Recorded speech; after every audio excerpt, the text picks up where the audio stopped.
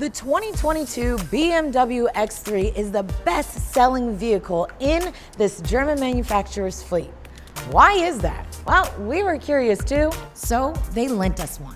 20,000 miles and 1 year later, and we've gotten to experience the pros and cons of this compact crossover and see how it lives up to its larger sibling, the X5. I just want to be like you.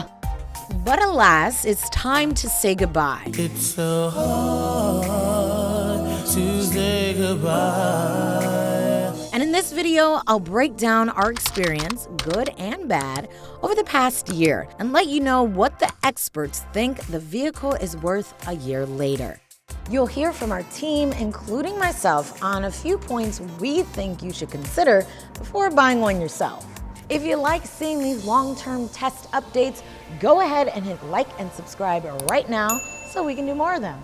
And while you're at it, go to Edmunds.com for all your car shopping needs. So here's the deal. When we buy a car for our long-term fleet, and yes, we use our own money, we usually drive it for about 20,000 miles, keep it for a year, assess it, and then sell it back. For this X3, it's a smidge different. It's a loaner, meaning the manufacturer let us borrow it for a year to do a full assessment, instead of us purchasing it. And now, our time with it is up. And the reason we're gazing over at the X5 to see how it measures up is because we think this is a viable alternative. Before I break down what we like and don't like, let me first tell you exactly what we got. Our trim of choice is the X3 xDrive 30i, the most popular trim. It's a 5-seater SUV starting at a little over $45,000. In BMW speak, xDrive means all-wheel drive, which bumps up the overall cost from the base model just a smidge. Some highlights of its standard equipment are a Wi-Fi hotspot, 12-inch digital gauge cluster, and Apple CarPlay and Android Auto. There's also a ton of driver assist features too, like lane departure and blind spot warnings. In my experience, I have loved that those alerts and warnings aren't overly obnoxious like in other cars. Dankeschön, BMW. Oh, and just so you know, we wanted to get the full experience out of our X3. So we added the premium package, which runs a few extra $1,000, giving us things like a heated steering wheel, a panoramic sunroof, and heated seats. Ah, my favorite part. So out the door, the MSRP is a little over 51 grand. While it doesn't have a high number on our Edmunds ranking list and isn't as large or expensive as the X5, overall, our team has been impressed with the X3. So here's what we've liked about it. The main things that have stuck out is how versatile and competent it is. It's nice to drive, the storage is solid, and the cabin is a nice place to spend your time.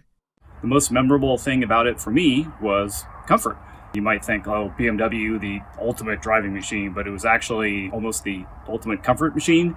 I took it on a lot of long road trips, and I was always impressed with the ride quality. I think a lot of that had to do with kind of the spec of our particular vehicle. Overall, like just a nice luxury vehicle that you can get in and be comfortable and drive every day. Next up is its utility, and utility is the X3's middle name. It has great cargo space and excellent interior storage, like those enormous side pockets in the door. Rarely do I find ones big enough to hold my thermos. Love it. There's a healthy 28 cubic feet behind the second row, which can easily be lowered and gives more than 62 cubic feet of space. But even with great space, some of our team members struggled to get certain items just in the trunk, like these golf clubs. That said, we've had others fit desks and other pieces of furniture in it and have been just fine. Also, for parents, you'll be able to put a car seat in with ease. See? Just like that. Except if you're a content strategy director, Josh, then your experience might be a bit nuanced. I went to install my daughter's car seat in the back seat, rear facing. I went to tighten the strap, as one must do, and applying just a normal amount of force, as I would in any car, I found that the plastic covers on those latch bars popped off and ended up on the seat next to the car seat. Not a safety concern, I should say. You know, the bars are obviously metal in the bottom of the seat, but it was a bit disconcerting that the parts themselves just popped off when I applied a normal amount of pressure to tighten the straps. So what about its power? Well, that's actually another strong point. We think you're actually going to be pretty satisfied with how the X3 performs, chugging up large hills and accelerating on the freeway.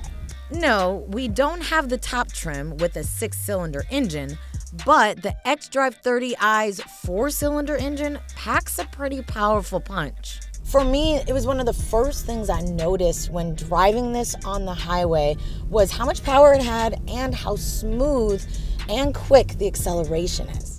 All right, let's talk about the cons. And just to be clear, it's not that we found anything terribly bad, just things we were a bit less impressed with. For starters, the tech. I mean, it's decent, but does it wow us? Not really. Personally, I think this tech system is quite wonky. It says it has Apple CarPlay. When I tried to plug up to use it for my iPhone, it was just in and out. The sound system sometimes worked, sometimes it didn't. Navigation sometimes worked, sometimes it didn't. I was never able to actually make calls through the car, so it just didn't come together for me, and I'm not the only one who had this experience. The first 4 months or so, we had a lot of problems with our phones staying connected to the X3. So it would connect initially, but after being connected for 30 minutes or longer, it would get buggy, disconnect, glitch out, and you'd have to really stop the entire car in order to get it connected again. BMW released an over-the-air update that did seem to address a lot of those problems, which was great. The past couple months, though, has seen it kind of revert to a lot of its old problems. So same deal, you'd get connected, everything's fine, but after a while in the vehicle, it would start to disconnect, glitch out, and then stop working. Now, when it comes to fuel economy, this X3 runs a bit hot and cold depending on where it's driving. Around the city, not so great. But on the highway, it's a champ. The EPA estimate for it is at 24 mpg combining city and highway driving. And we found it just about hits that long term. But during our initial formal fuel economy testing, we squeezed 27 mpg out of it. When it comes to maintenance, nothing much here, aside from the routine oil changes, a couple car washes. But hey, like my grandma says, no news is good news. So there it is, quick and easy. Not a ton of bumps of the road when it comes to owning this X3. Is it a 10 out of 10? No, but it is an 8 in just about every category. Even after a year, we still think this is a solid choice against rivals like the Audi Q5, Lexus RX, and Volvo XC60. It doesn't really stand out in any one particular area, but it doesn't have any glaring weaknesses either. It's just a great all-arounder. Now that we've had our time with it, it's time for it to travel and experience new pastures. Well, actually, roads, but you get the point. So, how much is it worth now? Good question. Plugging the vehicle's information into our Sell My Car site, I see it's valued at up to $37,000 as we film this. Now, valuations vary, and we're in a particularly fluid market these days. But that's not bad. Now the decision is truly yours. Will you take it home, own it yourself, knowing that you'll be able to have a pretty versatile and luxurious experience?